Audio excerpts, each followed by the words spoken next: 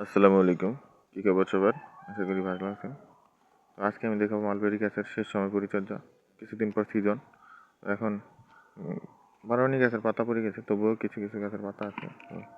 থাকলে পাতাগুলো সব ঝরিয়ে দিবেন এভাবে। তারপর কী করবেন? তারপরে গোড়া এভাবে কুচিয়ে নেবেন। কুচিয়ে মাটি কিছু পরিমাণ উঠিয়ে নেবেন। 2-4টা শিকড় কাটলে কোনো সমস্যা নেই। আবার নতুন শিকড় এমনি হয়ে যাবে। তবে সাইড থেকে মাটি উঠাবেন, মধ্যে থেকে না। গাছের একবারে গোড়া ঘেঁষায় না, সাইড থেকে উঠাবেন। তারপরে কোনো পাত্রে রেখে দেবেন এগুলো।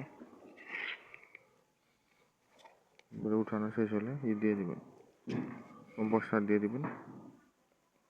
যে কোনো কম্পোস্ট দিতে পারেন, পাতা পচা কম্পোস্ট অথবা গোবর কম্পোস্ট অথবা টাইকো কম্পোস্ট, যেটা মন চায়, ভার্মি কম্পোস্ট।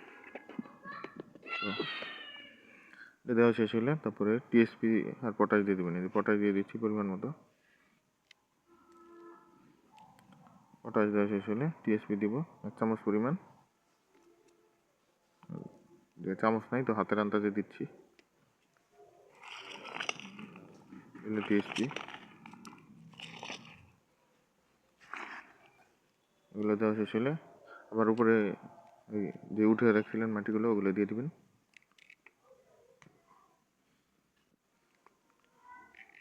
মাটিগুলো দেওয়া শেষ হলে মাটিগুলো সুন্দর মতো দিবেন। আগে মাটিগুলো দেওয়া শেষ হলে সুন্দর মতো পানি দিয়ে ভর্তি করে দিবেন।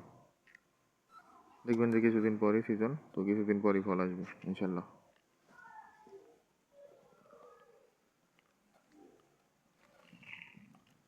যাদের মালবেরি গাছে এখনো পাতা আছে, আগে পাতা ঝরাই দিবেন। এখন পাতা রাখার সময় না গাছে, কারণ এখন ডরমেন্সির সময়।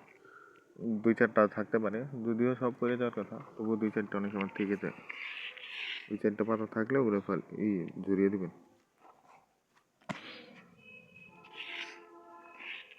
তো মাটি দেওয়া শেষ হলে পানি দিয়ে দিবেন। দিয়ে দিলাম। এরপরে কাজ হলো পানি দেওয়া। পানি দিলে সব শেষ, আর কোনো পরিচর্যা লাগবে না। এখন শুধু গাছের গোড়া শুকালে পানি দিতে থাকবেন, এই কাজ।